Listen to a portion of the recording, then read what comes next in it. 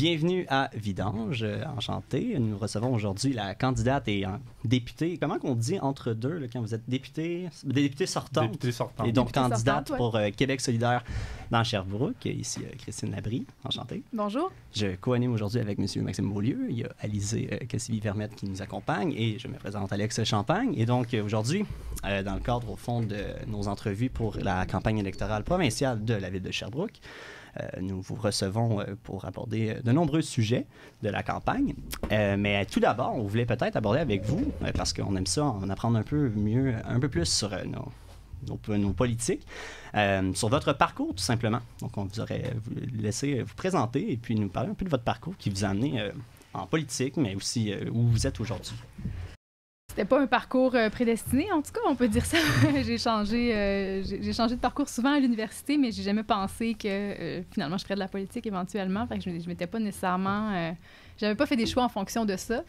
Et puis, éventuellement, je m'impliquais autrement dans ma communauté. Puis, éventuellement, à force d'insatisfaction, j'ai décidé de me lancer moi-même, finalement. Je me sentais pas bien représentée. J'avais l'impression que les gens qui prenaient des décisions en notre nom, en disant nous représenter, n'avaient pas assez de vision à long terme. Et puis, c'est ça, j'étais constamment déçue, fâchée. Puis, finalement, je me suis présentée aux élections municipales. Ça a été ma manière à moi de tenter ma chance la première fois. J'ai vraiment aimé ça. J'ai découvert là une façon de me sentir utile, d'ajouter ma voix au débat sur les enjeux qu'on vit comme société. Et puis, après, de fil en aiguille, je me suis retrouvée à Québec solidaire et puis j'ai été élue députée de Sherbrooke. À la grande surprise de beaucoup de gens, je pense, et j'en fais partie. Ouais. On a travaillé fort, mais... Puis une large marge quand même, là, qui justement... parce qu'à l'époque, on disait que pour cette élection-là, ça serait quand même une lutte serrée. Puis je me rappelle, on avait vu que vous aviez gagné de plus de 3500 voix ou quelque chose dans ces eaux-là contre le député sortant qui était Luc Fortin à l'époque du Parti libéral. Oui, 10 d'avance environ. Oui, quelque chose du genre. Là, ouais. C'est ça. Ce qui était quand même moins serré que ce qu'on peut s'imaginer quand, par exemple, on ne fait pas de politique depuis très longtemps puis que on se lance...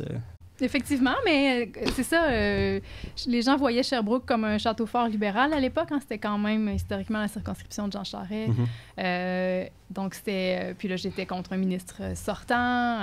Il y avait d'autres bonnes candidatures aussi, des autres formations politiques. Donc, c'était pas gagné d'avance. Il a fallu travailler très fort. Et puis, ça m'a agréablement surpris de voir l'appui des gens un peu partout à travers Sherbrooke qui ont pas juste voté pour moi, mais qui sont venus s'impliquer dans la campagne aussi parce qu'ils étaient dus pour autre chose. Et puis, c'est une belle vague d'appui qui s'est maintenue au fil du mandat. Puis jusque-là, avant de faire votre première entrée en politique, c'est-à-dire à Sherbrooke citoyen, dans le district de 4 saisons, si je me souviens bien, exact. Qui avait été finalement gagné par Vincent Boutin, si je me souviens bien aussi. Oui. Vous étiez historienne, vous aviez fait des études en histoire, mais aussi vous étiez professeur. Vous disiez le parcours ne prédestinait pas à une carrière en politique, mais j'aimerais peut-être en entendre plus justement sur ce parcours-là, parce que justement, il y a beaucoup de gens parfois qui ne se sentent pas, qu'ils ont une place en politique parce qu'ils ont un parcours atypique ou que on dirait que c'est ça, ça leur est pas prédestiné, mais pourtant, comme vous dites, le vôtre ne prédestinait pas à ça. Donc c'était quoi? Ben moi, j'ai passé par plusieurs chemins. Quand je suis entrée à l'université la première fois, d'abord, j'étais en géographie à Québec. Et puis, moi, je m'intéressais beaucoup aux enjeux d'occupation du territoire, d'urbanisme. Finalement, j'ai bifurqué vers la sociologie. J'ai un certificat en sociologie de l'Université Laval. C'est en quelle année, tout ça? Ça, c'est en... mon certificat doit dater de 2010. Oui, 2010. Ensuite, je suis venue ici à l'Université de Sherbrooke. J'ai commencé un bac en enseignement d'univers social. Et puis, j'avais déjà 2 enfants à ce moment-là. Donc, ça a été... confrontant pour moi d'étudier en enseignement. C'était à quel âge, à peu près? Je devais avoir 23 ans environ, puis faire le stage, voir comment ça se déroulait concrètement dans le milieu de l'éducation. À ce moment-là, je découvrais la difficulté que j'aurais à être l'enseignante que je me projetais être. C'était une époque où il y avait énormément de précarité dans le milieu de l'éducation. C'est encore le cas, c'est différemment, mais j'envisage... À l'époque, ce qu'il fallait envisager pour quelqu'un qui voulait devenir enseignante d'histoire, c'était minimum une décennie de suppléance là, aléatoire. Donc, ça convenait pas à ma réalité familiale. Et donc, j'ai bifurqué à ce moment-là. J'ai complété un bac en histoire. Ensuite, j'y ai découvert beaucoup d'intérêt. J'ai fait une maîtrise en histoire. Puis ensuite, ce qui me manquait à ce moment-là, c'était l'engagement. Je trouvais... je voulais ajouter ça à mon parcours, donc j'ai bifurqué pour mon doctorat vers les études féministes, qui me permettait de m'impliquer de manière plus concrète dans la société à travers mes recherches. Donc, ça, c'est ce qui m'a amenée à aller en études féministes. Puis au moment où j'ai été élue, j'étais donc en train de compléter mon doctorat en études féministes à l'Université d'Ottawa. Et puis, j'étais chargée de cours ici à l'Université de Sherbrooke en histoire. C'est ici que j'ai fait mes études en histoire puis en enseignement aussi. Donc, j'étais à ces deux endroits en même temps au moment de faire campagne. Entre Ottawa et Sherbrooke, donc. Bien, à Ottawa, j'y ai pas vécu. J'ai voyagé pour mes études doctorales pendant une bonne année, mais j'ai vécu à Sherbrooke à part toute ma vie, à part 4 ans où j'habitais à Québec. C'est un tout petit détail, mais en même temps, je me dis justement que ça devait être un important détail à l'époque, mais on y reviendra plus précisément. Avec 3 enfants, en parlant, oui, c'était pas un petit détail, le voyagement. Puis c'est ça, on y reviendra plus en profondeur quand on parlera de transport tout à l'heure, mais j'avais vu, je ne sais pas si c'est encore le cas, que vous aviez peut-être pas de permis de conduire ni de voiture, puis que vous déplaciez essentiellement en transport en commun ou le vélo ou ces choses-là. C'est encore le cas aujourd'hui? Oui, effectivement, on a une voiture familiale que mon conjoint utilise, mais moi, je me déplace essentiellement à vélo, à pied, en transport en commun. C'est comme ça que je vais à Québec également, à l'occasion du covoiturage. Ouais. OK. Donc, puis à l'époque aussi, genre, donc, avec 2 enfants encore aux études à Ottawa, tout ça. À ce moment-là, j'en avais 3, mais oui. 3, OK. J'ai eu mes 3 enfants pendant mes études. Puis oui, j'allais à Ottawa en autobus, en transit à Montréal. OK. Ouais. C'est parce que je veux pas qu'on... C'est ça, parce que c'est un peu... C'est un bon exemple, parce que pour beaucoup, on dirait que c'est très difficile de justement envisager ce genre de mode de vie-là où est-ce qu'on met de l'avant beaucoup le transport en commun puis ces alternatives-là à la voiture. Puis beaucoup se trouvent des excuses par rapport justement à avoir des enfants, les études, le travail, la distance aussi entre le milieu de travail et le milieu de vie. Puis ça n'a pas l'air de vous avoir arrêté. Puis je ne suis pas nécessairement de cet avis-là, mais je trouve ça intéressant quand même que même à votre âge, là, avec tout ce bagage-là, ça ait continué. Vous n'aviez pas lâché ça, parce que beaucoup de gens, des fois, aux études, privilégient le vélo ou les transports en commun, mais avec le temps, les délaissent. Je vais être bien honnête, j'avais pas le choix, puis j'ai encore pas le choix dans ma vie de faire ça parce que je peux pas me permettre de perdre du temps en conduisant un véhicule. Ouais. C'est du temps que je dois optimiser. Quand tu fais tes études avec des enfants, tu as besoin de rentabiliser chaque minute. Donc, pour faire des lectures dans le bus. Exactement. Donc, moi, je faisais mes lectures dans l'autobus, je rédigeais des travaux dans l'autobus, je révisais mes travaux dans l'autobus, je gérais mes courriels. C'est la même chose que je faisais d'ailleurs pendant que j'étais députée pour me déplacer à Québec. Oui, c'est plus long en autobus qu'en voiture, mais c'est du temps gagnez quand même du que temps, je maximisais. Oui, je maximisais mon temps en faisant ça, puis c'est encore ce que je fais. Et chaque semaine où je le faisais, puis les gens les gens questionnent beaucoup cette réaction-là. Mais comment ça se fait que tu fais ça? Trouves-tu ça vraiment efficace? Mais oui, bien plus efficace que d'être en voiture, puis encore plus que de conduire, parce que moi, ce temps-là, j'en ai besoin. J'ai besoin j'ai besoin d'être efficace dans tout ce que je fais. Et donc, à chaque fois que j'ai un déplacement à faire, je me questionne sur quelle est la manière la plus efficace de le faire. Et puis, un des facteurs, c'est comment je peux rentabiliser mon temps. C'est sûr qu'en partant, un aller-retour Québec-Sherbrooke, c'est déjà 5 heures que tu perds à conduire. Donc, assurément, puis moi, je peux pas perdre ça dans ma semaine. Donc, en autobus, oui, c'est plus long que ça. C'est presque 8 heures, mais c'est 8 heures de travail, par contre. Puis il y a des services, c'est ça. Donc, par rapport à la voiture, il y a des services comme des transports en commun comme ça qui permettent de justement mieux travailler maximiser son temps, disons. Oui. Puis même dans la ville de Sherbrooke.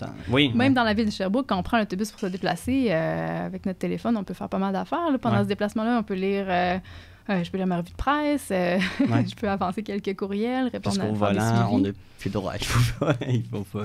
Faire un bout, ça. Oui, non, c'est ça. Donc, mais OK, puis c'est ça, je me demandais tout à l'heure aussi, c'est ça, vers quelles années se passaient vos études, parce que en étudiant un peu sur votre parcours, vos accomplissements, tout ça, je me demandais à quel point ça coïncidait avec l'époque des Carrés Rouges, puis du printemps érable de 2012, ces choses-là. Je me disais, au final, vous aviez fait peut-être un peu partie de ça, puis je me demandais si ça avait eu un impact sur justement votre parcours, puis sur peut-être justement votre affiliation à Québec solidaire plus tard, ces choses-là. Je me disais, ça peut pas être tout bonnement dans les bonnes années, puis que ça ait eu aucune influence. Absolument, ça a eu un impact, même si on a eu un... Dans la circonscription à Jean Charest, en plus, je me dis que... Bien, même plus tôt que ça, en l'hiver 2007-2008, je me souviens, à ce moment-là, j'étais au cégep, j'étais à Québec, puis j'étais... mon premier enfant est né à ce moment-là, donc en décembre 2007, puis il y avait déjà... Il y avait déjà des mouvements étudiants qui commençaient à cette époque-là. Il y avait eu une grève, d'ailleurs, au cégep Garneau où j'étais. Fait que le mouvement étudiant, moi, j'y étais impliquée depuis longtemps. J'étais externe de mon cégep à ce moment-là. C'était un cégep qui faisait partie de l'AC. Puis quand, quelques années plus tard, quand il y a eu la grève de 2012, moi, j'étais de retour à Sherbrooke, puis j'étais en train de terminer mon bac. Donc, ça a été... et j'étais enceinte de mon 3e enfant, ma fille qui est née au mois de juin, donc en pleine grève. Donc, en pleine fin de session absolument. Aussi. Ben oui, fin de session suspendue par la grève. Donc, on manifestait avec ma grosse bédaine, mes enfants, ma poussette. On y allait, on participait. Je me tenais... en queue de peloton des manifestations pour pas mettre en danger ma grossesse ou les enfants. On sait pas trop des fois comment ça tournait, mais... Sachant ce qui s'est passé à l'occasion durant les manifestations, c'était peut-être un peu prudent comme ça. Non, mais puis juste par précaution dans cette situation-là. Tu veux pas être en première ligne. Non, mais j'ai des souvenirs assez vifs de ces manifestations-là. Je me souviens... En tout cas, c'est pas les autres manifestants qui me faisaient me sentir en danger. À Sherbrooke, ça s'est toujours très, très bien passé, mais je me souviens d'avoir manifesté à Montréal quelques occasions, dont une fois, je pense que c'était en février, puis on était à la toute fin de la marche, puis il y avait la gendarmerie qui était là avec leurs chevaux.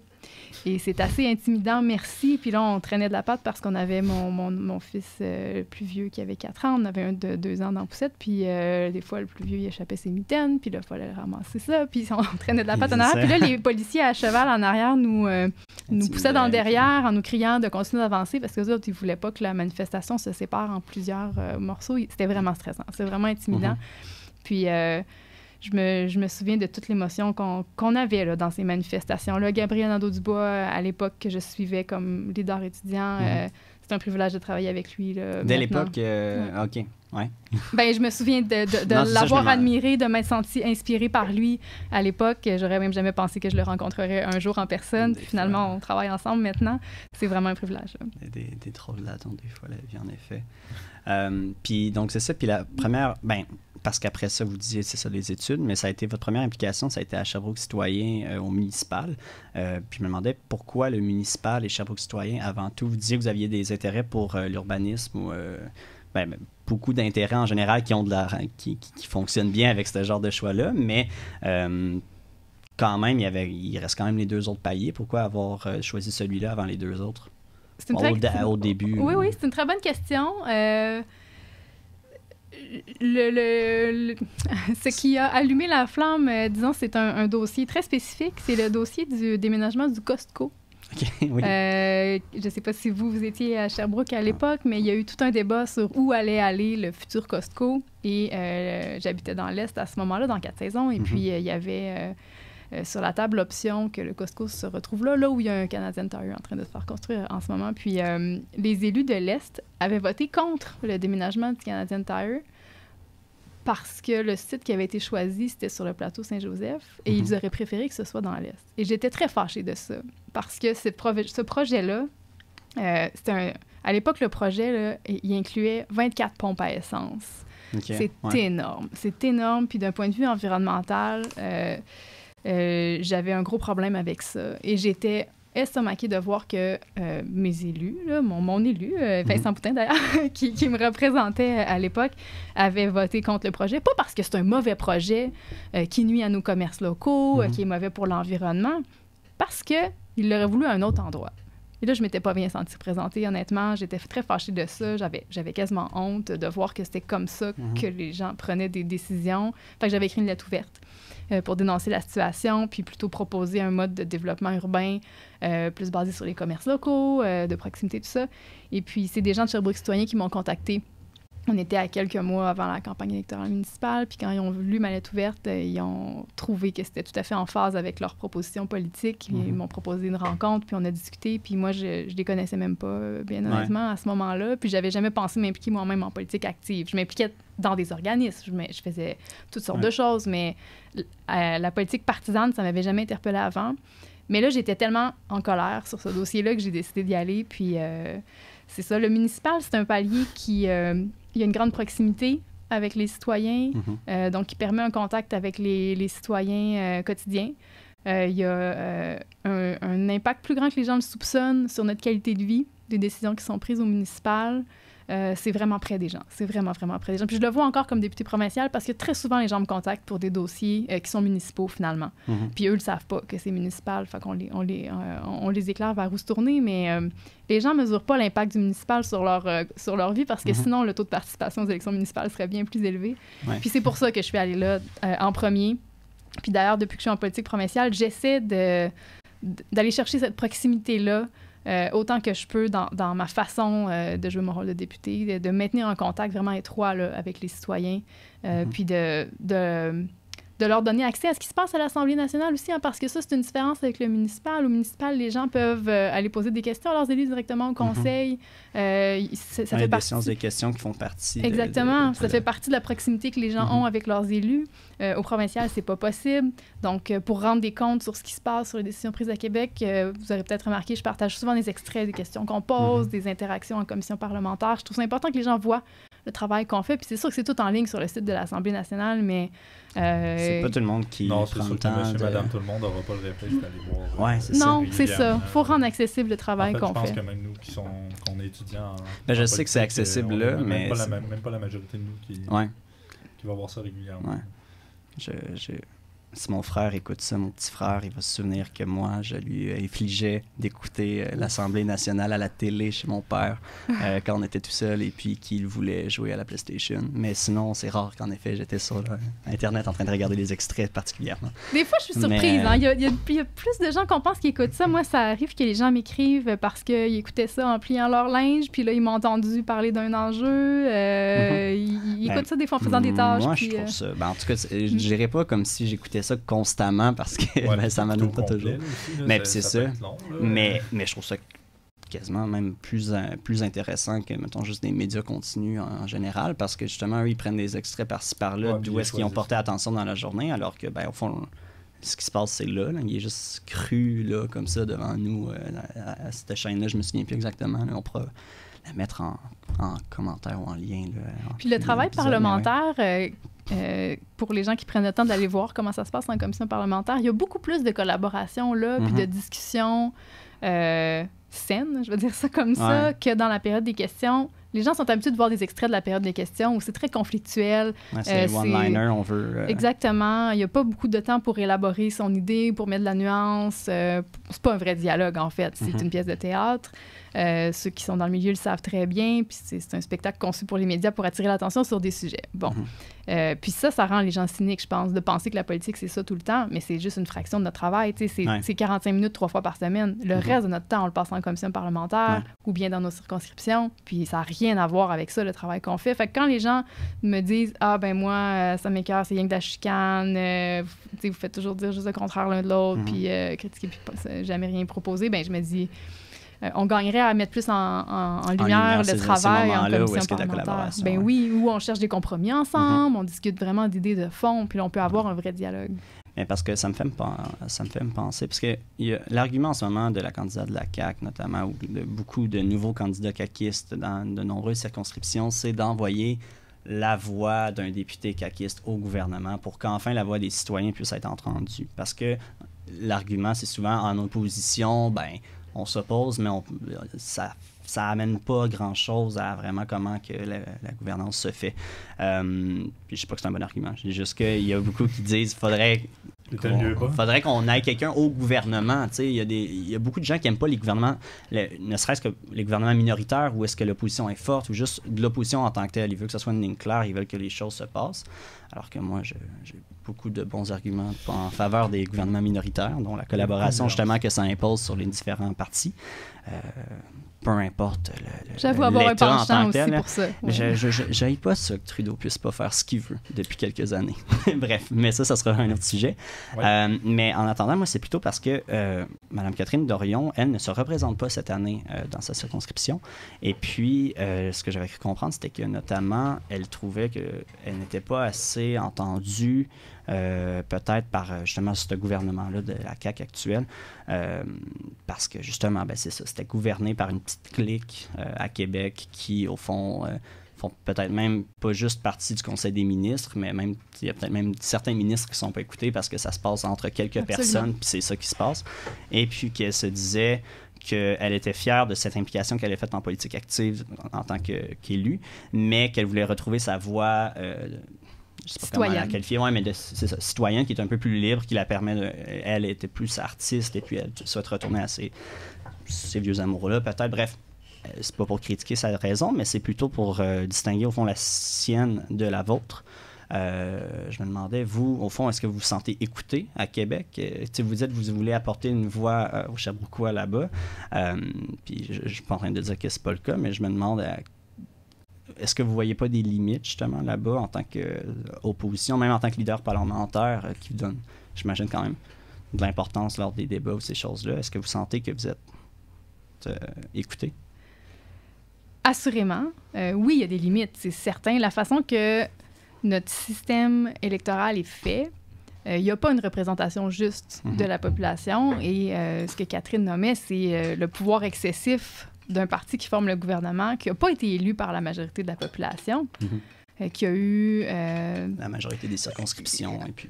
Oui, essentiellement, oui, qui a eu un peu plus du tiers des votes, et puis qui se retrouve quand même avec un gouvernement majoritaire. C'est donc dire que même si les 2 tiers des gens n'ont pas voté pour eux, ils vont gagner tous leurs votes à l'Assemblée nationale, peu importe ce qu'ils nous proposent. Par contre, on a quand même du pouvoir sur eux, puis on l'a exercé tout au long du mandat. Et moi, j'en ai vécu plusieurs exemples très concrets. On a un pouvoir d'influence, notamment parce que nous, on porte la voix des citoyens qu'on représente. On travaille avec des organisations aussi de la société civile, que ce soit des groupes communautaires, des syndicats, différents mouvements sociaux. Et puis, on porte les revendications de ces mouvements-là. Il y a le travail des médias également. Donc, avec la concertation de ces différentes forces-là, on réussit à exercer une pression efficace sur le gouvernement sur beaucoup de sujets qu'on a réussi à faire débloquer dans les dernières années. L'enjeu des violences sexuelles, des violences conjugales. On n'a jamais autant avancé comme société sur ces sujets-là que dans les 4 dernières années. Moi, je suis très fière du travail qu'on a fait là-dessus. Sur les enjeux, par exemple, de la pénurie de place en service de garde. Les effets se font pas sentir encore, puis le bilan de la CAQ, malheureusement, c'est qu'on a perdu plus de place en service de garde qui s'en est créé. Mais ça, c'est parce qu'ils ont trop tardé à nous écouter. Mais les solutions qu'on proposait, que moi, je mettais en lumière dès le début du mandat, elles ont fini par être adoptées par le ministre de la Famille au fil du temps, quand il voyait que il était vraiment pris dans un bordel, je vais dire ça comme ça. Ça fonctionnait pas, ces affaires. Finalement, plus le temps avançait, plus il s'est mis à l'écoute de nos propositions, puis il en a mis plusieurs en œuvre. Et puis là, les résultats de ça, on va les voir dans les prochaines années. Il s'y est pris trop tard pour nous écouter, pour qu'on en voit déjà les effets. Ça va venir progressivement au fil du temps. Fait que c'est sûr que faut être prêt à travailler sur le long terme quand on fait de la politique. Les changements ne sont pas aussi rapides qu'on le souhaiterait. J'ai souvent de l'impatience par rapport à ça.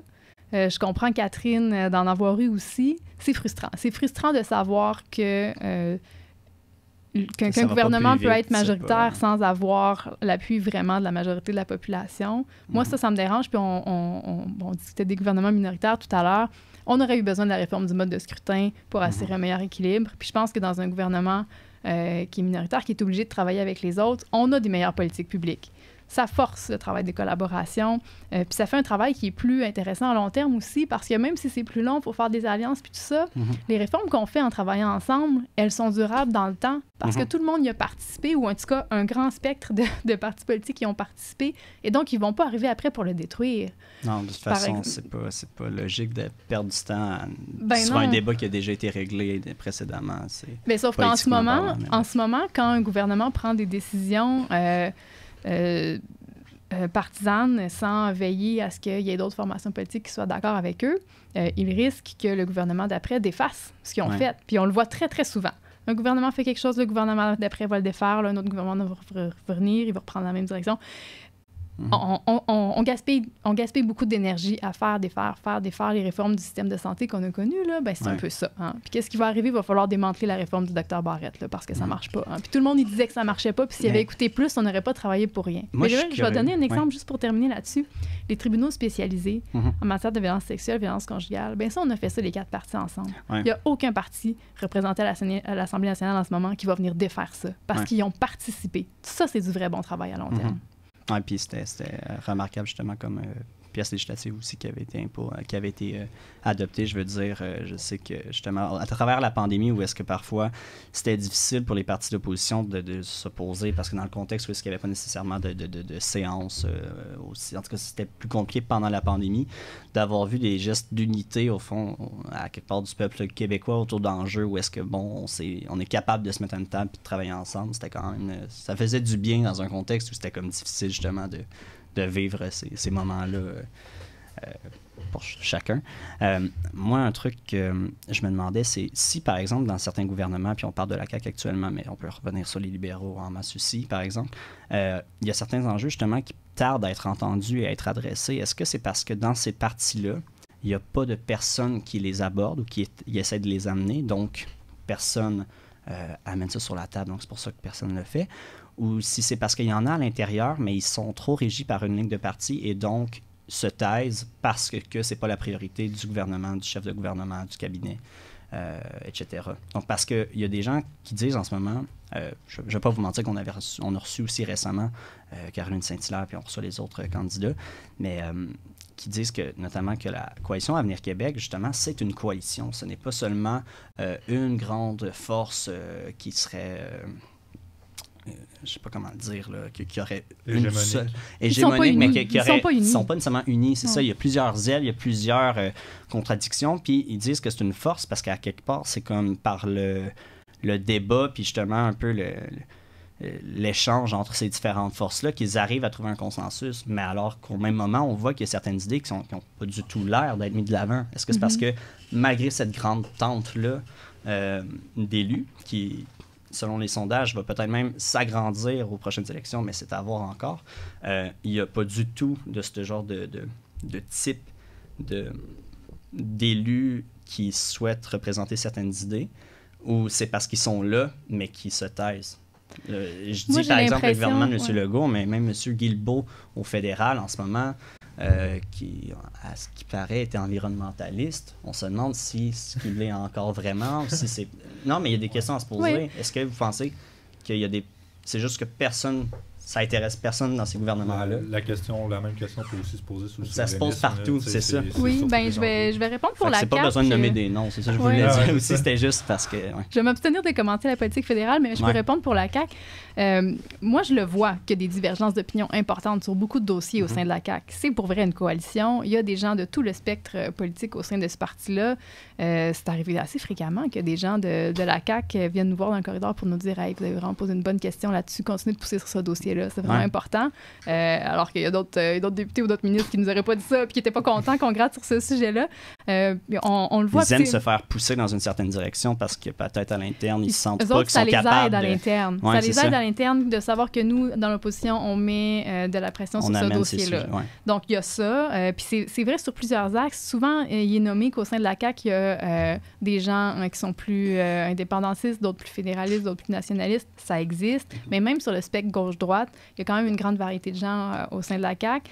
Puis je pense que là-dessus, éventuellement, ça va causer leur perte parce qu'il risque de se passer un peu ce qui s'est passé avec le Parti québécois. Un grand feu de paille, finalement, qui peut durer quelques années. Le Parti québécois, ça a duré quand même plusieurs décennies, puis on fait de grandes et belles choses. Mais quand on rassemble au sein d'un même parti des gens qui ne regardent pas tous dans la même direction, puis qui ne veulent pas tous utiliser les mêmes stratégies ni se rendre au même endroit, éventuellement, ça peut éclater, puis ça se divise. Puis moi, je pense qu'il va y avoir des tensions importantes dans le prochain mandat d'un gouvernement de la CAQ, en particulier s'ils ont un très grand nombre de députés, comme certains le projettent, parce que ça va tirer d'un bord puis de l'autre. Puis il y a des gens qui trouvent que ce gouvernement-là a gouverné trop à droite, d'autres trop à gauche. Puis il y a aussi pourtant, la perspective d'un après-Legault pour les députés, j'imagine, de la CAQ. Ça, c'est juste un des volets, mais ne serait-ce que sur les types de décisions que prend ce gouvernement-là, à l'intérieur, il y a déjà des gens qui sont insatisfaits des décisions de ce gouvernement-là, puis qui tirent dans d'autres directions. Puis éventuellement, ça va marcher ou pas, mais ça va prendre un bord. Puis ceux qui ne seront pas satisfaits, ça pourrait amener des départs puis fragiliser cette coalition-là. Parce que la CAQ est très large et puis on dirait qu'à l'intérieur, on a l'impression qu'ils souhaitent mettre de l'avant l'idée qu'ils sont capables d'avoir des débats à l'interne, etc., mais sur certaines questions fondamentales, ça ne semble pas du tout réglé. Puis il va y avoir un après-Legault où est-ce qu'on va devoir décider qui est le prochain chef de la CAQ et donc qui imposera la nouvelle ligne de parti à la CAQ. Et ça va être une question qui va être difficile à poser et même à répondre parce que si ce fut un exploit peut-être de rallier ces forces-là, autant souverainistes que fédéralistes de gauche ou de droite au sein d'un même parti, ça va être un autant et même beaucoup plus grand défi d'essayer de les maintenir ensemble avec un autre chef après... Parce qu'à un moment donné, c'est pas que Legault va partir maintenant, mais il va pas rester... à moins qu'il nous fasse une Duplessis. Un parti comme celui de François Legault, c'est un parti qui... Puis les autres partis politiques fonctionnent de la même manière. Le Parti québécois, le Parti libéral aussi. Puis le Parti conservateur, c'est la même chose en ce moment. Leurs orientations dépendent de leur chef. Et donc, tu changes de chef, tu changes les orientations du parti. Et ça peut éventuellement entraîner effectivement des départs, des gens qui ne sont pas de la même frange que le chef. Ça, c'est la différence avec un parti comme Québec solidaire, où ce sont les membres qui décident des orientations du parti. Nous, on peut changer de porte-parole. C'est arrivé dans le passé, ça va arriver dans l'avenir. Et puis, ça ne changera pas la direction que souhaite prendre Québec solidaire puis le projet de société qu'on porte. Il y a une cohérence qui va se maintenir dans le temps, qui ne dépend pas du chef. Du tout, ou du porte-parole dans notre cas. Donc, c'est ça la différence avec un parti comme celui-là, où finalement, là, c'est François Legault qui est là, éventuellement, ça sera un autre chef. Lui, il décide du chemin qu'il prenne, puis après ça, les autres le suivent, ou le suivent pas si ça les intéresse pas. Mais la décision, elle est prise, et puis le Conseil des ministres exécute finalement ce que le chef a décidé, là. J'aimerais juste qu'on enchaîne avec le thème qu'on voulait aborder, qui était en gros l'identité en général, mais ça abordait aussi la question de la langue française, la souveraineté, tous ces enjeux-là. Parce que, après ça, je vais vouloir revenir sur d'autres enjeux, mais on voulait tout d'abord aborder ça parce que je peux te laisser le faire. Là, mais... Oui. Mais moi, avant qu'on en parte là-dessus, on était déjà un peu sur le sujet des lignes de parti et tout. Je me dis, la critique là, qu'on apporte au PQ, au Parti libéral, à la CAQ, d'avoir une ligne de parti qui peut être changeante suivant le chef, est-ce qu'on ne pourrait pas apporter la même critique à QS, mais suivant la fluctuation de l'actualité puis des membres, dans le fond, en disant que un parti qui se base sur l'opinion de ses membres va avoir forcément une plus grande difficulté à établir une ligne de parti. Puis une ligne de parti, c'est au final ce qui est essentiel pour bien représenter ton électeur. Faut être capable de dire à l'électeur, nous, on pense ça sur tel enjeu, et d'être clair sans que ça change selon ce qui se passe dans l'actualité. Donc, je me dis, sur ce point de vue-là, comme c'est les membres qui décident, c'est beaucoup plus hétérogène les membres que les députés. Absolument. Il y a quand même une distinction entre un programme électoral, en fait, un programme ou une plateforme électorale, puis des positionnements sur l'actualité. Parce que nous, on élabore notre programme. D'abord, il a été élaboré sur plusieurs années par les membres de Québec solidaire. La plateforme électorale, c'est la même chose. Puis oui, c'est plus compliqué, puis c'est plus long. Hein. La démocratie, c'est toujours plus complexe. Ça vient avec un paquet d'enjeux. Nous, notre processus pour élaborer la plateforme électorale, par exemple, il a duré presque 2 ans. Là. Il y a eu des consultations à travers tout le Québec. C'était en ligne parce que c'était pendant la pandémie, mais les gens un peu partout ont été consultés. Ils ont mis leurs propositions au jeu. Après ça, il y a eu des amendements. On l'a finalement adopté à la fin de l'automne passé. c'est un travail qui est très long. Après ça, l'actualité, et c'est autre chose, parce que quand on doit se positionner sur un sujet comme député ou comme porte-parole, par exemple, Gabriel ou Manon, évidemment qu'on ne peut pas consulter les membres avant de se positionner sur l'actualité. C'est un exercice qui est impossible. On a des milliers de membres à travers le Québec, ça se peut pas. Donc, nous, quand on doit se positionner sur l'actualité, on le fait en fonction des principes qui guident Québec solidaire, de ce qui est déjà inscrit dans notre programme. Et puis, on le fait en fonction de ça. C'est arrivé à quelques occasions qu'il y ait des changements dans les positions adoptées par les membres dans des instances nationales, des instances auxquelles participent tous les membres qui le souhaitent, comme délégués de leur association locale. Mais moi, je trouve ça important que ces moments-là existent. Parce que oui, le parti évolue en fonction de ses membres. Ce parti-là, quand il a été fondé, il y avait juste une poignée de membres. Puis là, on est rendu au-dessus de 20 000 membres. Fait que c'est normal que les nouveaux membres apportent aussi de l'eau au moulin, puis puissent s'exprimer dans ce parti-là, qu'on ne soit pas cadenassé avec les choses qui ont été décidées il y a 15 ans de ça, là. Les nouveaux membres aussi, on va au chapitre. Là, on a eu une fusion avec Option nationale, par exemple, dans les dernières années, qui a amené une affirmation plus forte de la position indépendantiste de Québec solidaire, notamment l'adoption de certains gestes de rupture qui seraient posés par Québec solidaire. Ça a été voté par les membres en instance. J'ai participé à ça. J'ai vu le déroulement de ces débats-là, puis moi, je suis fière qu'on fonctionne comme ça. Ça donne la voix aux gens vraiment pour participer. Puis quand des nouveaux membres se joignent à Québec solidaire, ben ils ont aussi cette voix-là, puis je trouve ça important de pas leur dire, ben là, t'es arrivé un peu tard, les décisions, on les a déjà prises dans le passé, fait que maintenant, tu peux juste suivre ce qu'on a décidé avant. Non, il faut qu'eux autres aussi puissent amener des enjeux, puis même demander qu'on mette à jour une position sur un sujet, parce qu'il faut le faire. Les autres partis mettent aussi à jour leur position sur des sujets constamment. Simplement, comme ils n'ont pas tous le même fonctionnement démocratique, le chef ou le conseil des ministres ou qui que ce soit au parti peut décider de modifier une orientation, peut-être en fonction de l'actualité ou d'autres facteurs, d'une analyse différente qui aurait été faite. Nous, quand on veut le faire, bien, officiellement, quand c'est inscrit dans le programme, par exemple, bien, là, il faut aller consulter les membres. Moi, c'est la seule chose que une des choses que j'en retiens de ça, c'est qu'en effet, oui, c'est différentes structures entre Québec solidaire et les autres partis, on va dire, de structures plus traditionnelles, là, parce que c'est quand même quelque chose où est-ce que Québec solidaire se distingue de beaucoup de partis juste au Canada ou même ailleurs. Là, c'est rare des... je suis pas particulièrement... Je connais pas trop tous mes partis qui existent au monde, mais bref, c'est quand même rare une structure où est-ce que c'est vraiment la base qui renouvelle et qui dirige un peu la ligne de parti. Je sais que ça apporte dans les deux cas, dans les deux modèles, des avantages et des désavantages. On voit en effet une rigidité dans les partis où est-ce qu'il y a une ligne de parti imposée par un dirigeant puis qui peut changer, donc ça peut changer du tout au tout d'une élection à l'autre ou d'un changement de chef à l'autre. Mais entre les deux, en effet, c'est difficile d'arriver et d'apporter des idées nouvelles. On le voit quand c'est le temps justement d'une course à la chefferie au sein d'un parti comme celui-là. Toutes les différentes ailes qui font partie de ce parti-là se confrontent et essayent d'imposer aux autres. Se cherchent une voie dans la course à la chefferie. C'est ça, exactement. Et puis essayent aller sur le trône de ces ailes-là du parti, puis après ça reconsolider pour la prochaine partie. Ça serait...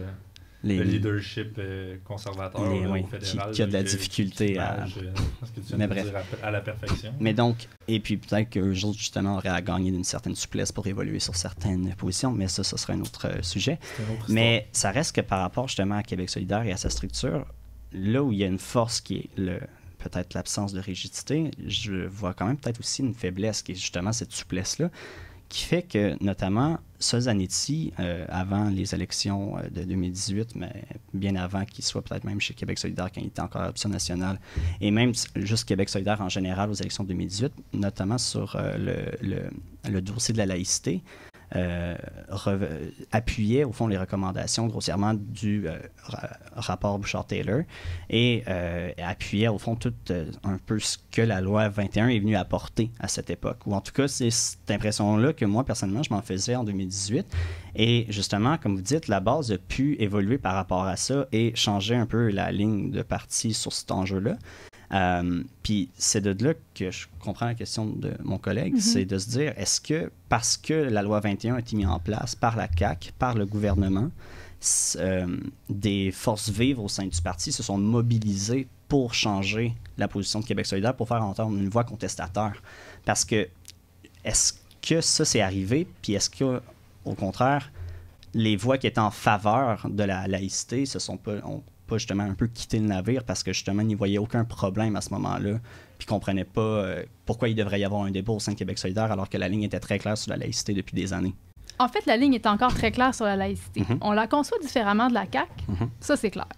Eux font reposer la laïcité sur les épaules des individus qui font partie de l'appareil d'État, en demandant aux individus de ne pas porter de symboles religieux dans certaines fonctions. Nous, on identifie que c'est l'État lui-même, les institutions, qui devraient porter sur leurs épaules ce fardeau de laïcité et pas les individus qui la composent. Je vais vous donner des exemples bien précis. Malgré que la CAQ se prétend le champion de la laïcité avec la loi qu'ils ont adoptée, ils ont quand même maintenu les subventions pour les écoles religieuses. Ils l'ont maintenu. Il y a encore de l'argent public qui est versé pour des écoles religieuses. Il y a encore des exemptions fiscales pour des communautés religieuses.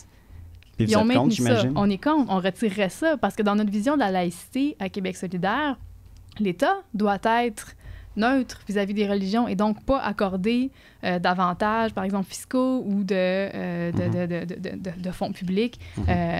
Donc, c'est certain que nous, on irait retirer ça. Par contre, on n'empêcherait pas des individus d'exercer certaines fonctions à cause d'un symbole religieux qu'ils portent. Puis, il y a quelque chose qui est clair pour nous, c'est que le prosélytisme religieux n'a jamais sa place dans une école. Jamais. On est d'accord avec la CAQ là-dessus. Le problème, c'est qu'eux font comme si c'est seulement le port de symboles religieux qui permettait de voir ça. Il y a des gens qui portent pas de symboles religieux puis qui font du prosélytisme pareil, puis ça n'a pas sa place. Puis le fait de porter, par exemple, un foulard, c'est l'exemple le plus emblématique de cette loi-là, veut pas du tout dire que la personne fait du prosélytisme religieux. Fait que ça, c'est un exemple pour nous. Puis la façon... Là, vous me parliez de Sol Zadonissi, je veux répondre là-dessus. La position de Sol a évolué au fil du temps, et puis... moi, je trouve ça sain d'avoir des positions qui évoluent au fil du temps. Puis d'ailleurs, les auteurs du rapport Bouchard-Taylor eux-mêmes, leur position a évolué au fil du temps. Et puis, ont commenté différemment certains volets de ce qu'ils avaient signé dans le rapport. Ils sont revenus sur certaines propositions de l'époque. Donc, moi, je trouve que c'est sain de continuer de réfléchir à un sujet, de ne pas se verrouiller dans une posture, de rester ouvert. Puis oui, mais quand les membres se sont positionnés sur la nouvelle posture qu'ils nous demandaient de défendre, nous, ben, on s'est ajusté puis on a défendu cette idée-là. Puis c'est un mandat clair qui nous avait été donné par nos membres. Là. Il n'y avait pas de division marquée à l'interne. Mais je suis curieux, par exemple, sur la loi 21, est-ce que c'est surtout l'aspect qui concerne justement les enseignants qui pose problème, ou est-ce que la question aussi qui pose... les parties de la loi qui s'adressent, par exemple, aux policiers, aux gardiens de prison, ces choses-là, aussi, vous y êtes opposés? Nous, ce qu'on ferait, c'est qu'on enlèverait la clause qui fait en sorte que les gens ne peuvent pas contester le volet discriminatoire de la loi. Parce qu'on veut que les tribunaux puissent trancher. Exactement. On veut, oui, bon, je ne me souviens pas du numéro de l'article, mais la clause dérogatoire, on la retirerait pour permettre aux tribunaux de trancher, à savoir si c'est discriminatoire ou pas. C'est important parce que sinon, admettons que nous, on forme le gouvernement, puis qu'on fait juste retirer les dispositions de la loi qui nous dérangent, puis qu'après ça, la CAQ revient au pouvoir, ben ils vont juste les remettre. Puis là, on va faire l'aller-retour comme ça. C'est pas constructif. Si les tribunaux tranchent, on va être capable de savoir puis de mettre ce débat-là derrière nous comme société. Fait que ça, c'est une chose. Après ça, nous, il faut pas que le symbole religieux empêche la personne de faire son travail. Donc, c'est certain qu'il y a énormément de fonctions, notamment un enseignant, pour lesquelles c'est pas possible de pas voir le visage. Il faut voir le visage de l'enseignant. Donc, il y a certains types de symboles religieux qui masquent le visage, par exemple, qui ne seraient pas admissibles pour nous. Mais c'est ça qui guiderait. Mais est-ce que vous trouvez qu'il n'y a pas une plus-value quand même au principe même d'un uniforme ou même de la... Parce qu'en justice, on dit aussi qu'il faut y avoir apparence de justice.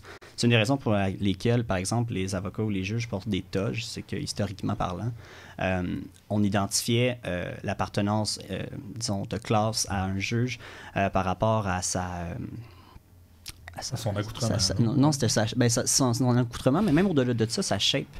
Parce qu'on se disait, quelqu'un qui est maigre et pauvre, et n'a pas beaucoup d'argent, et il va penser d'une certaine façon contre certains plaideurs ou quoi que ce soit, qui pourraient me désavantager, alors que quelqu'un qui est gros a des moyens, c'est à ce point-là, a des moyens, et donc aurait un avis défavorable à des personnes plus précaires. C'est vrai que ça fait longtemps. Et puis, d'où vient donc la toge noire et ample, où est-ce qu'on voit mal les formes, et puis on peut en effet donc pas voir l'uniforme, juste les vêtements qu'une personne peut porter, donc on peut pas caractériser un peu si elle a un t-shirt pro-loi 21 ou pas en dessous de sa toge, mettons.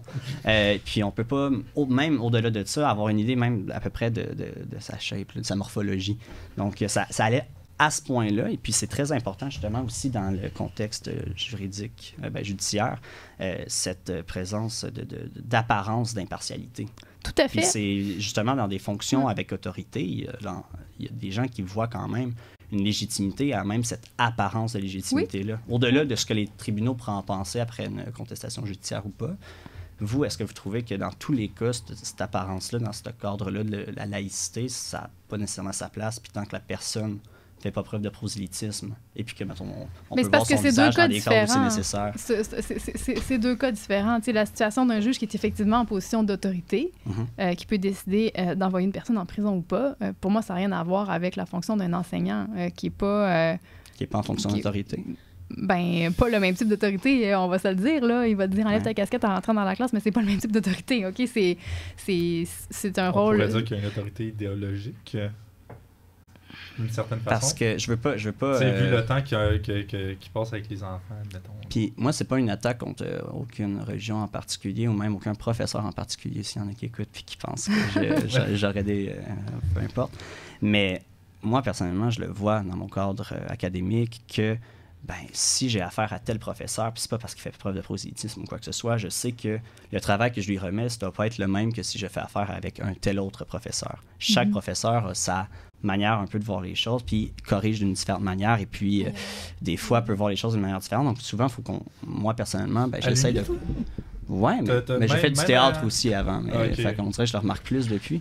Mais il y a toujours quand même un petit quelque chose que la personne peut... une certaine subjectivité sur certaines choses. C'est des points par rapport à la clarté, au style, ces choses-là qui sont données. Les enseignants ont quand même une influence sur beaucoup d'élèves, surtout au secondaire puis au primaire. S'ils représentent un modèle, bien souvent, s'ils sont appréciés, évidemment. Puis, en tout cas, j'imagine que ça dépend comment tu définis autorité. Là. Si c'est vraiment autorité sur le corps et les mouvements, ou si c'est autorité de façon générale. L'autorité, c'est ça. Ça peut avoir plusieurs visages. Ils n'ont pas de pouvoir de coercition. Dites, les enseignants n'ont pas de pouvoir de coercition. Il y a une certaine forme d'autorité parce que c'est sûr, par exemple, quand on parle de violence sexuelle, de toute évidence, on reconnaît qu'un enseignant est en position d'autorité, comme un employeur va l'être. Bon, la position d'autorité, on peut la définir de plusieurs manières, mais pour moi, l'autorité d'un enseignant sur sa classe n'a absolument rien à voir avec l'autorité d'un juge devant une cour qui doit décider de sanctions pénales envers un individu. Là. Non, je sais que c'est complètement différent, mais moi, encore là, j'ai de la difficulté à voir un peu, justement... J'essaie d'avoir... Si c'est seulement la question de l'influence de quelqu'un sur une autre personne, à ce moment-là, c'est une conception très large, parce que les athlètes, ça, mais si vous dites sur des rapports sexuels, une culture... autorité d'un professeur a un rôle à jouer, puis justement, ça peut être beaucoup plus... c'est juste interdit, là, même sur consentement, qu'un professeur ait des rapports sexuels avec son élève, par exemple. C'est parce qu'il y a une question d'autorité, justement. Puis je me demandais si cette autorité-là peut être présente dans d'autres cas, dans le cadre d'un professeur, puis qu'il y a comme une sorte de déontologie sur plein d'autres trucs. Un enseignant n'a pas un pouvoir coercitif sur ses élèves. Il peut pas faire ça. Il se met très à risque professionnellement s'il exerce un pouvoir coercitif sur des élèves. Il peut pas faire ça. Donc, pour moi, c'est là la distinction entre un juge, par exemple, un policier, puis un enseignant. C'est deux choses complètement différentes. Puis la notion d'autorité, écoutez, ça peut pas, au sens large de la notion d'autorité, comme celle qu'un enseignant a sur son élève, ça recouperait beaucoup trop de gens si on décidait de l'étendre à ça, là, parce que tous les liens hiérarchiques qu'il y a dans n'importe quel milieu de travail, il y a des gens qui ont une autorité sur l'autre d'en dessous. Là. C'est une conception beaucoup trop large de l'autorité. Ça ne peut pas être ça qu'on utilise. Admettons qu'on ne parle pas d'autorité. Là, je me dis qu'au final, là, peut-être que tout ça va varier selon la définition justement de la laïcité qu'on prend. Mais sans parler d'autorité, on peut parler de pouvoir idéologique sur les générations futures. Le pouvoir de changer une société à long terme, je pense que c'est basé, et là je parle pour moi, mais je pense que c'est pas farfelu de dire que les enseignants, de par leur capacité d'éducation, et les députés aussi? Pensez-vous que les députés ne devraient pas avoir de symboles religieux? Non, pensez-vous que les athlètes sont là pour se représenter? Pensez-vous que les athlètes, que les chanteurs ne devraient pas avoir de symboles? Parce qu'au final, les personnes qui mettent les députés en place, c'est la population qui vote. Mais la personne, tu sais, de la manière qu'on va éduquer la population générale, là on parle de tellement de personnes, l'idéologie générale du Québec ou du Canada ou peu importe, va être déterminée un peu de la manière que notre système d'éducation est construit. Donc, non pour un député, parce que oui, je représente des personnes qui ont voté pour moi, mais ils ont voté pour moi en connaissance de cause de ce que je suis en tant que personne, mais aussi pour le parti qui est plus haut que moi. Moi, pour l'enseignant, ce qui compte pour moi, c'est ce que l'enseignant dit ou fait. Les vêtements qu'il porte ne devraient pas déterminer si cette personne a sa place devant une classe ou pas. C'est ce qu'il dit, c'est ce qu'il fait. Est-ce qu'il enseigne le programme? C'est ça qui est important. Puis, d'un point de vue de laïcité, parce que moi aussi, j'y crois à la laïcité.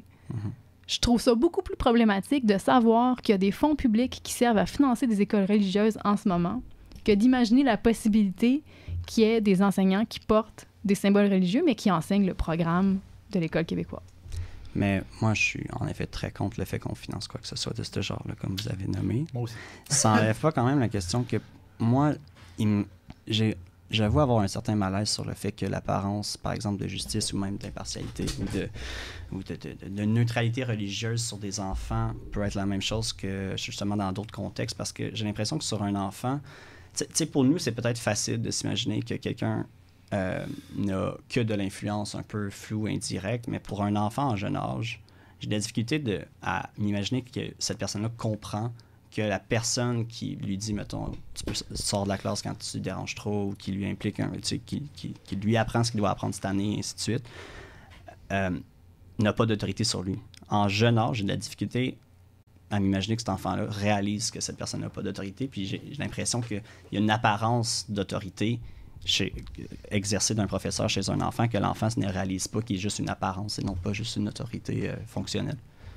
J'ai de la difficulté à imaginer que un enfant réalise que genre le professeur au fond il n'y a pas d'autorité puis ça fait rien de ça. Encore là, je pense que ça dépend vraiment de la définition de la laïcité que tu prends. Là. Moi, je pense que le débat qui tourne autour de ça, là, de manière générale, c'est que la laïcité de la CAQ et la laïcité de Québec solidaire, ce n'est pas la même laïcité. Exactement.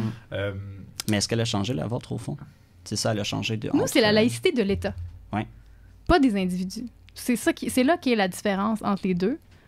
Oui, à la laïcité de l'État.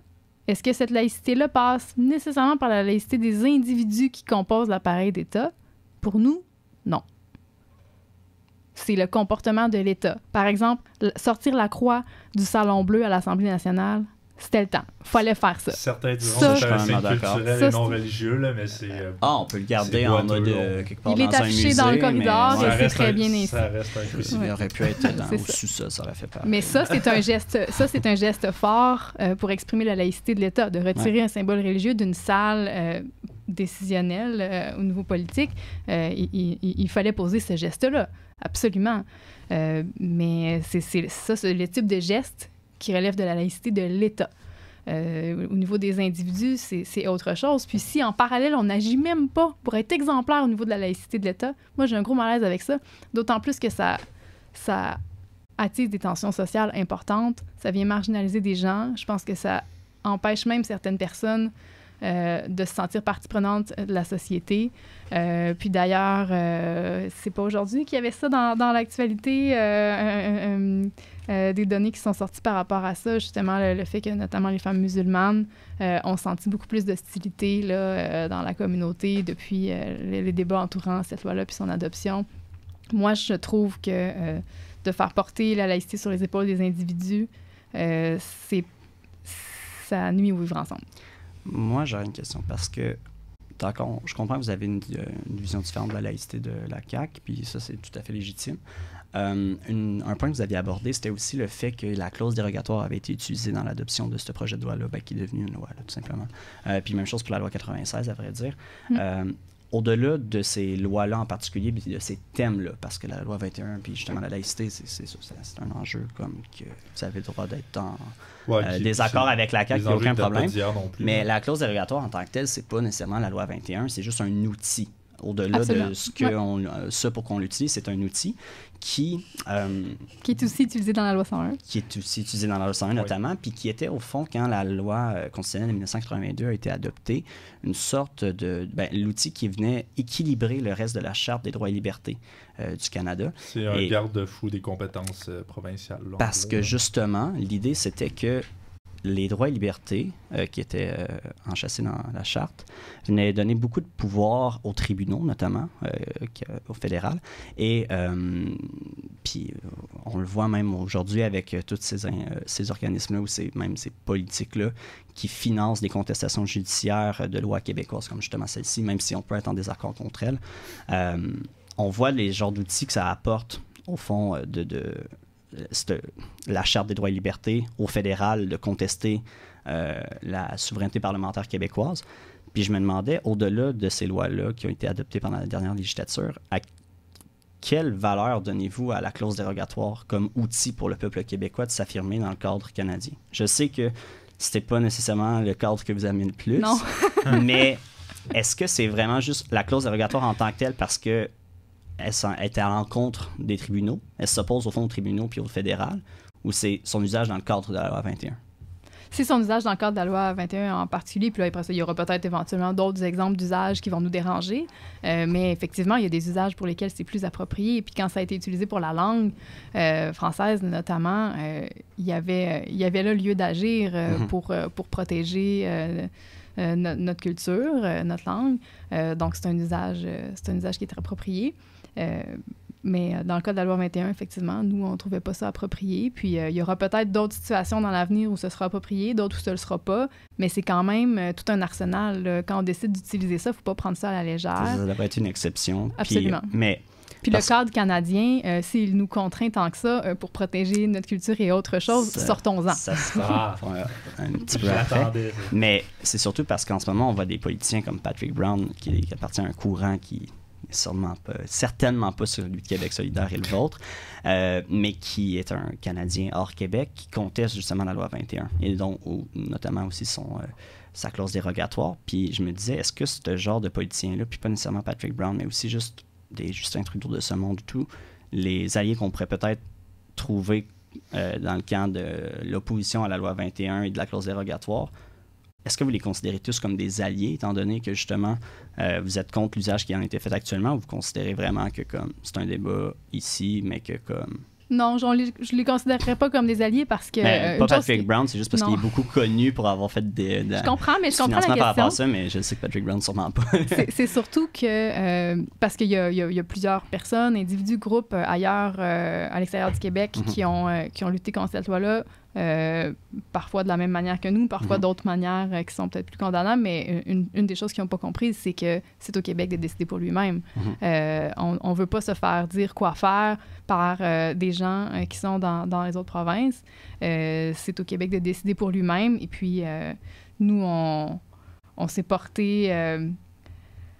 on s'est porté à la défense de certains arguments dans le débat de la loi 21, puis on n'a pas besoin que des gens d'autres provinces viennent nous dire quoi faire ou comment le faire ou comment légiférer ici. Ça, c'est très important. On est nombreux au Québec à lutter contre cette loi-là, puis on n'a pas... C'est ça. Vous n'avez pas besoin de renfort nécessairement. Ben non.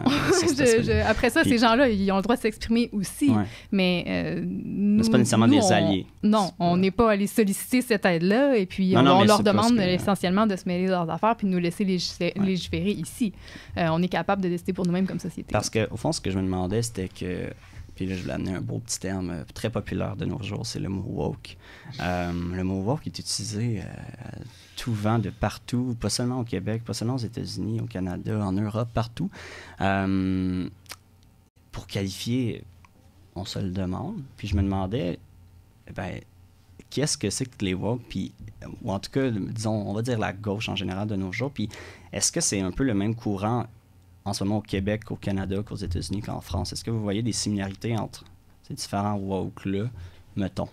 Mais non, mais parce que c'est pas... Ben, je pense que les mouvements sociaux de gauche sont multiples. Ils ne mènent pas les mêmes luttes exactement selon le pays ou la province dans laquelle on se trouve, parce qu'évidemment, les sociétés vivent pas les mêmes enjeux. Les enjeux raciaux aux États-Unis et au Québec sont différents, même si à certains points, ça peut se retoucher, mais on n'est pas à la même place quand même. Même chose avec certains enjeux féministes, par exemple. On vit pas les mêmes enjeux ici qu'ailleurs. Donc, la question de... vous me demandez qu'est-ce qui est un woke, puis s'ils sont pareils partout. Ça dépend qui utilise ce mot-là, parce que ce mot-là ne veut pas dire la même chose dans la bouche de tout le monde. Quand il est utilisé par François Legault, il a essayé de le définir vaguement, on n'a pas trop compris qu'est-ce qu'il voulait dire par là, mais je pense que c'est... Moi, si tu me demandes... est-ce que je suis sensible aux enjeux vécus par les minorités, par les différentes formes de discrimination? Je vais te répondre oui. C'est mon combat de défendre ces gens-là.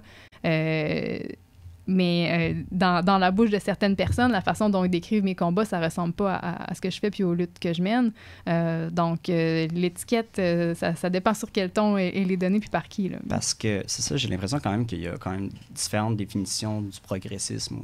C'est des mots complètement valises, là, donc je vais juste les nommer, mais c'est pas important d'essayer de les définir parce que de toute façon, voilà. Mais parce que justement, notamment avec... les différents partis, on va dire Orange au Canada, il y a des visions complètement différentes du vivre ensemble.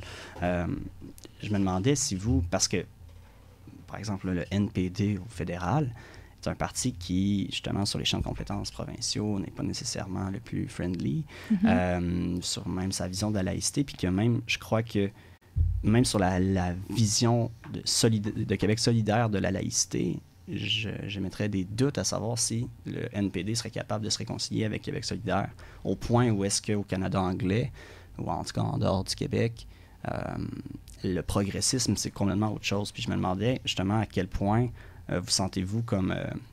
en tout cas, sentez-vous l'écosystème québécois comme une sorte de petit village gaulois où est-ce que vraiment on a nos débats à nous un peu très, des fois, spécifiques et nichés par rapport au reste du monde ou du Canada qui souvent... s'attache beaucoup plus à la culture américaine. Bien, c'est un fait vous trouvez que ça a quand même souvent... Moi, j'ai eu l'occasion de me déplacer ailleurs au Canada beaucoup dans les dernières années. Et puis, je dois dire que je me sens souvent dans un autre pays. Là. Quand je suis dans une autre province, je me sens souvent dans un autre pays. Quand je me reconnais pas nécessairement là-bas, ni même en Ontario, mais Donc, effectivement, il y a une conception différente. Ils n'ont pas le même... on n'est pas à la même place parce qu'on n'a pas nécessairement les mêmes infrastructures sociales non plus. Hein? Donc, c'est normal qu'il y ait des partis de gauche à l'échelle fédérale ou dans d'autres provinces ne défendent pas les mêmes choses que ce que nous, on défend au Québec. Comme nous, on ne défend pas nécessairement les mêmes choses que défendent d'autres partis de gauche européens. Par exemple, un exemple bien concret, là, dans notre plateforme électorale, on propose 4 semaines de vacances par année dans les normes du travail ici au Québec.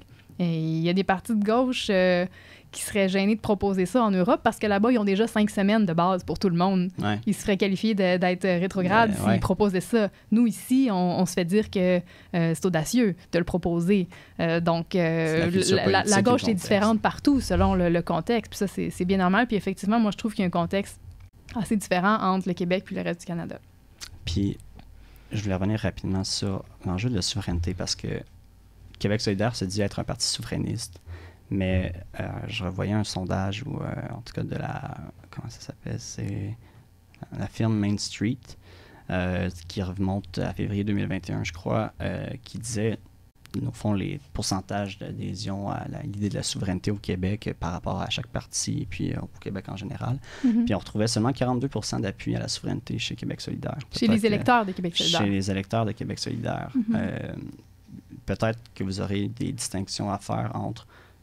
parce que c'est vous peut-être qui l'amenez là, entre les électeurs, les membres et les élus. Absolument. Et puis, dans ce cas-là, qui est-ce qui décide là-dessus? Et puis, si on vote pour vous cette année, en 2022, est-ce qu'on vote pour un parti qui va être encore souverainiste dans 4 ans? Ou ça va peut-être avoir changé d'ici là, étant donné qu'on dit aussi 42% en appui à la souveraineté, mais aussi 48% qui sont opposés les autres trains d'ici. Donc, c'est quand même... c'est une excellente question. Vraiment, c'est une excellente question. moi, pour avoir vu les débats en instance de Québec solidaire dans les dernières années, autour, par exemple, de gestes de rupture qui étaient proposés au sein du parti, j'ai vu l'appui massif à ces postures-là, notamment qui découlait de la fusion avec Option nationale. Et donc, avec notre membership actuel, les membres de Québec solidaire actuellement, il n'y a aucune ambiguïté. Puis si on faisait un sondage auprès des membres actuels de Québec solidaire, l'appui serait presque unilatéral. Évidemment qu'il pourrait se trouver des gens qui sont en phase avec tout le reste du programme, puis qui, sur ce volet-là, ça les interpelle moins, mais choisissent d'être membres de Québec solidaire quand même. Il y en a, comme sur plein d'autres positions. Il y a des gens qui divergent d'opinion, mais l'écrasante majorité des membres de Québec solidaire est en appui à la posture indépendantiste puis aux gestes de rupture de Québec solidaire. Après ça, les électeurs, c'est autre chose parce qu'on a des centaines de milliers d'électeurs alors qu'on a des dizaines de milliers de membres. Donc, ce ne sont pas les mêmes personnes. Il y a tout à fait des centaines de milliers de gens qui peuvent voter pour Québec solidaire parce qu'au moment de faire un choix, ils regardent les options politiques qui sont devant eux et puis, quand ils décident d'appuyer Québec solidaire, bien, c'est ce qui est le plus proche du projet de société qu'ils veulent. Ils décident de nous donner leur appui. Est-ce que ça veut dire qu'ils sont en accord avec 100% du programme? Bien sûr que non. Puis peut-être qu'à l'occasion, c'est ce volet-là qui les dérange. Peut-être qu'à l'occasion, c'est autre chose. Notre programme est assez large. Hein? Il va toucher toutes les sphères de la société. Donc, moi, j'ai jamais rencontré personne qui était en accord avec 100% des positions du programme de quelque parti politique que ce soit. Donc, qu'il y ait un écart entre les électeurs puis une position du programme, moi, ça me surprend pas. Je suis certaine que si on sondait sur d'autres propositions de Québec solidaire ou si on faisait la même chose sur des propositions de d'autres partis, est-ce que tous les électeurs de la CAQ sont d'accord avec les maisons des aînés? Pas sûr. Bon, mais ça, c'est une question qui est bonne. Après ça, vous me demandez, est-ce que ça peut changer dans le temps? Sur un enjeu aussi fondamental, parce que je peux comprendre que, par exemple, sur une question sur les maisons des aînés, il peut y avoir des divergences aussi sur les détails que ça peut y avoir. Mais sur une question comme la souveraineté qui a quand même animé le débat au Québec pendant genre quelque chose comme 60 ans, puis c'est à dire que genre... Vous trouvez peut-être que l'exemple n'est pas de... L'avant-révolution tranquille n'en parlait pas, mais je vais revenir sur cet exemple-là parce que vous avez l'air de trouver que c'est pas un exemple de la même profondeur. C'est quand même fondamental. J'aimerais ça trouver des choses qui ont la même profondeur dans le programme d'ACAQ. Mais malheureusement, il n'y en a pas. C'est un programme qui est assez basé sur le court terme. Donc, je fais les comparaisons que je peux en fonction de la profondeur de leur programme électoral. Mais effectivement, on a discuté tout à l'heure que le programme de Québec solidaire évolue en fonction de ses membres. Bon. Moi, je ne peux pas vous dire de quoi va avoir le parti dans 50 ans. Mais je peux vous dire qu'en fonction des membres actuels, l'écrasante majorité des membres de Québec solidaire sont indépendantistes et veulent cette option-là et savent que le projet politique qu'on propose ne peut pas se réaliser au complet sans l'indépendance du Québec. Donc, moi, dans un horizon à court terme, à moyen terme, je ne peux pas imaginer que cette posture-là change. Après ça, moi, je serai peut-être plus là dans 50 ans pour voir qu'est-ce qui va arriver avec ça. Mais comme tous les partis politiques, il y a des choses qui vont évoluer, mais l'état actuel de notre membership, c'est pas quelque chose qui est en débat là, du tout. Mais c'est parce que c'est une question que je trouve très intéressante parce que je ne suis pas dans la position du tout de député, d'élu, surtout de représentant du peuple. Puis je me demande à quel point c'est ça doit être quand même... comment qu'on vit justement d'être la personne à la fin de la journée quand même qui pose son vote à l'Assemblée nationale, qui peu importe ce que les gens peuvent penser mettons à Sherbrooke, c'est quand même votre voix qui est la nôtre à la fin de la journée dans ces contextes-là. Quand vous avez à représenter justement, oui, les membres de Québec solidaire, oui, vos électeurs à Sherbrooke, mais aussi une partie de la population peut-être, avant de dire qu'ils sont peut-être d'autres partis ou qui s'opposent à vous, qui ne votent même pas. Comment vous vivez un peu avec ces décisions à la fin de la journée, de vous mettre votre nom sur ce genre de décision-là, de vote, de position sur des enjeux. Sur l'indépendance en particulier ou en général? Sur l'indépendance en particulier, si vous aimez cet enjeu-là, je peux comprendre que ça peut être facile de le faire, mais quand vient un enjeu plus compliqué ou un enjeu où la base et les électeurs et le contexte rend compliqué, votre marge de manœuvre de votre personnalité à vous, elle est où par rapport à ça? Si par exemple, Québec solidaire venait à changer un peu sur sa position par rapport à l'indépendance, qui devenait pas nécessairement fédéraliste, mais juste comme un parti déjà qui, dans un premier mandat, ne ferait pas un référendum, mais attendrait, je sais pas si me laisses répondre? Ouais. Bon, le fait est que il n'y aura aucune circonstance où moi, comme député de Sherbrooke, de Québec solidaire, je vais être appelée à voter sur l'indépendance du Québec à l'Assemblée nationale. Ça ne se produira pas. même sous un gouvernement de Québec solidaire, c'est pas comme ça qu'on veut accéder à l'indépendance du Québec. Nous, le mécanisme qu'on propose, c'est de former une assemblée constituante qui va se promener partout à travers le Québec, qui va élaborer un projet de constitution sur lequel il y aura un référendum puis les gens vont voter. C'est pas moi, comme député de Sherbrooke, qui va voter à la place de mes concitoyens sur une question aussi sensible.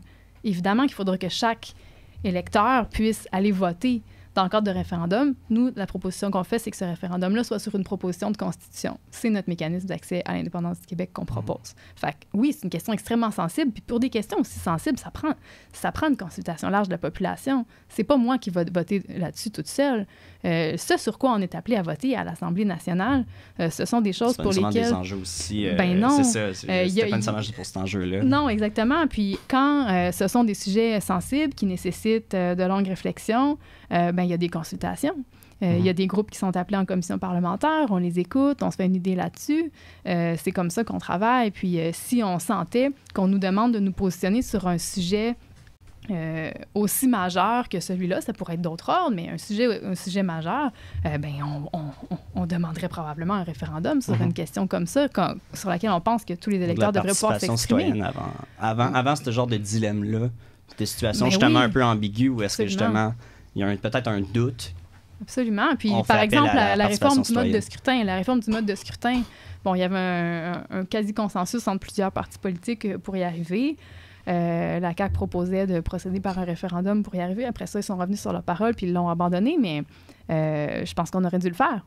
Moi, je pense qu'on aurait dû le faire puis que tout le monde puisse se prononcer là-dessus. Et on n'a pas assez souvent recours au référendum au Québec. Puis, on dirait que ça fait peur depuis quelques temps. Ouais, absolument. Le mot en tant que tel. Qui s'est installé là, depuis la défaite ou la victoire de 95, tout dépendant de quel côté on est. Là. Alors que les autres sociétés à travers le monde font régulièrement des référendums sur toutes sortes de sujets sociaux importants ou d'ordre législatif. Nous, on le fait rarement. Il y a des enjeux pour lesquels c'est très difficile. L'aide médicale à mourir, par exemple, est un sujet très sensible. Quand c'est des questions de cet ordre-là, il y a des votes. On décide d'avoir un vote libre, par exemple. Là, on n'a pas voté là-dessus parce que finalement, la loi n'a pas pu être finalisée à temps. Ça va aller à la prochaine législature, mais pour nous, c'est clair que c'est un vote libre là-dessus parce que c'est une question plus délicate. Là. Parce que le temps file. Puis parce que, c'est ça, toute bonne chose a une fin. Je voudrais juste revenir un peu, terminer avec, au fond, l'enjeu vite fait du transport. Parce que je crois que c'est un enjeu très important, notamment à Sherbrooke, notamment avec une femme comme vous qui, comme vous disiez, utilise beaucoup le transport en commun, le transport actif, ces choses-là comme ça, et qui, après cette entrevue, va devoir repartir, se déplacer d'une façon ou d'une autre.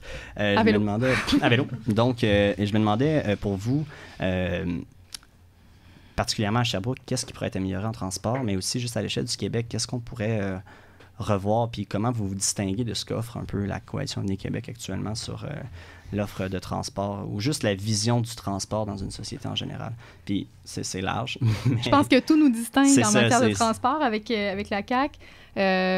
Peut-être résumer brièvement ce que je considère être leur posture en matière de transport pour après ça expliquer où nous on s'en va à Québec solidaire. La CAQ, c'est un parti qui a décidé d'entretenir le statu quo, de ne pas lutter contre la dépendance à l'automobile et même de l'entretenir, de la nourrir en certains points. Je pense notamment au projet du 3e lien là, à Québec qui consiste à ajouter des autoroutes en pensant que ça va régler un problème de circulation, ce que les plus grandes villes du monde ont déjà essayé en échouant lamentablement à chaque fois.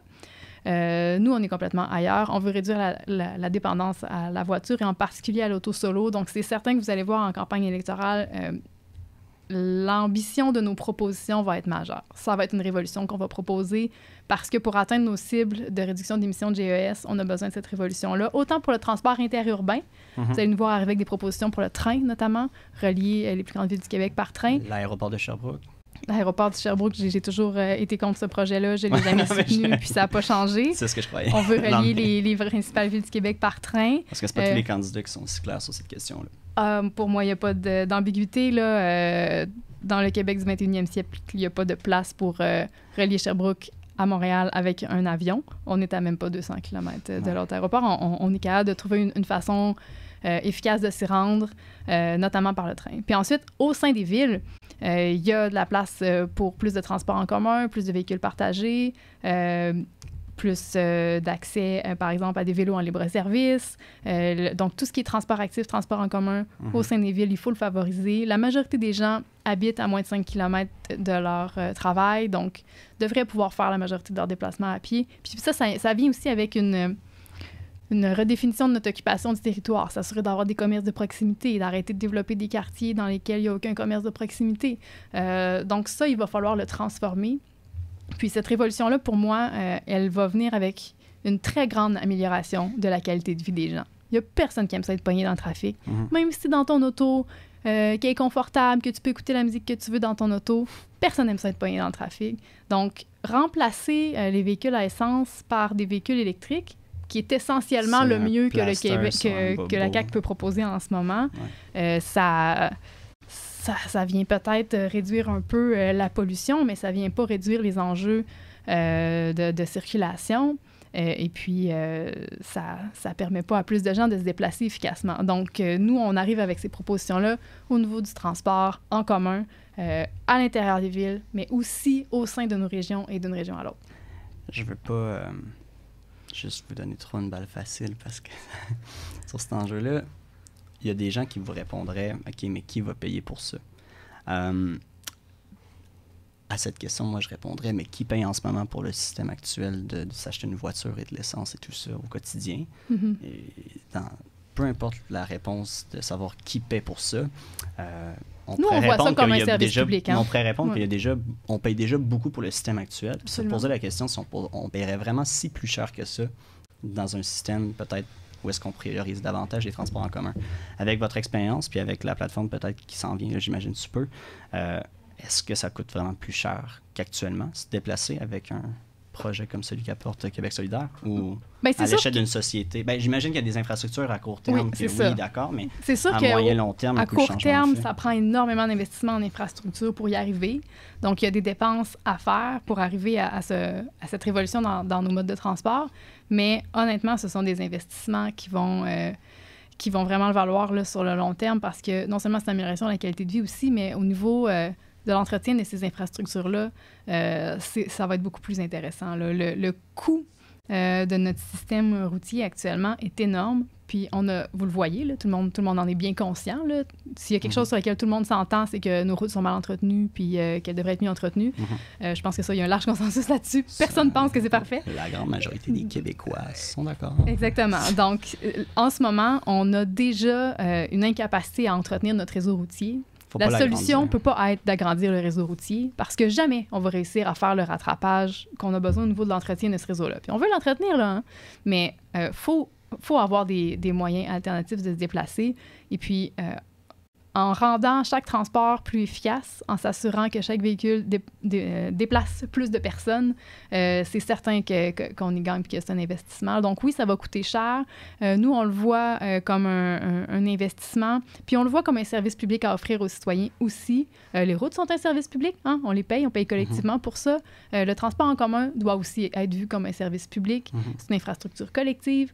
Il y a des choses pour lesquelles on a décidé de payer collectivement, des hôpitaux aux écoles en passant par les bibliothèques, les transports en commun, pour nous, ça devrait en faire partie aussi. Fait que ça fait partie des raisons pour lesquelles, entre autres, on propose de nationaliser le transport interurbain là, pour s'assurer qu'il y ait une offre de services adéquate. Parce que si ce sont des offres de services qui dépendent de profits réalisés par une entreprise privée, il y a des communautés qui ne seront pas bien desservies. Exact. Puis, en fait, ils ne sont pas juste pas bien desservis, ils ne sont plus desservis. Les services sont coupés. Je crois qu'il est encore coupé, à moins que ça ait été changé. Parce qu'avec la pandémie, il y a eu des réductions de services. Je prends beaucoup le transport en commun. J'en ai aucune idée.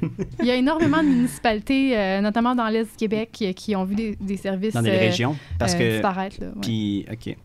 Parce que, c'est ça, beaucoup de gens disent que le transport en commun, puis ces questions-là que QS apporte, c'est des questions d'urbains, de citadins de grandes villes comme Montréal, comme peut-être Sherbrooke et ces Pas choses-là. seulement, Mais non, pas votre seulement. programme va Ouais. s'adresser genre aussi aux personnes en région qui ont besoin de se déplacer. Justement. Absolument. Absolument. Puis on est bien conscient que le transport en commun, ça ne conviendra pas aux besoins de tout le monde. Sur la Côte-Nord, on s'entend que ça ne sera pas ça la solution. C'est Bon. correct. Ouais. Mais donc pour ces personnes-là, l'accès à des véhicules électriques puis à des bornes de recharge, puis tout ça va être l'enjeu. Mais quand même, la majorité des résidents du Québec habitent une ville, habitent en territoire urbain et devraient avoir accès à ce qu'il faut pour se déplacer autrement qu'en voiture. Puis l'idée, c'est pas de faire... de dire de bannir complètement les véhicules. L'idée, c'est d'avoir le moins souvent besoin possible d'utiliser ces véhicules-là. C'est qu'il y a tellement d'alternatives que finalement, le moment où tu dis « Ah, ben la meilleure façon de faire ce déplacement-là, ça va être une voiture », que ce soit extrêmement rare. Puis que ce soit encore plus rare de devoir posséder cette voiture-là.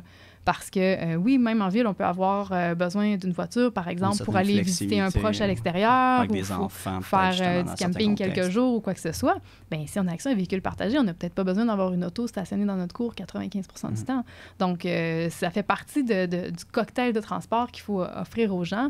Le transport en commun, le transport actif, puis oui, des véhicules partagés aussi, puis assez de véhicules partagés pour répondre aux vrais besoins du monde, là, que tu n'as pas besoin d'y avoir pensé une semaine d'avance, que vendredi après-midi, tu as une commission à faire, puis tu as besoin d'une auto. Faut pas que ça soit de jour à des moments... Exactement. Donc, suffisamment de véhicules partagés pour que les gens puissent compter là-dessus pour se déplacer. Même chose avec l'offre de transport en commun, qui a une fréquence suffisamment intéressante pour que tu n'aies pas besoin de regarder la veille à quelle heure je vais prendre l'autobus puis quel transfert je vais-tu le rater. C'est y avoir une confiance de population envers ces services. Exactement. Que tu peux te pointer là à l'arrêt puis tu sais que tu n'as pas besoin d'avoir regardé l'heure avant d'y aller parce qu'il passe assez souvent que tu vas le réussir, ton transfert, puis tu vas pouvoir te rendre à temps.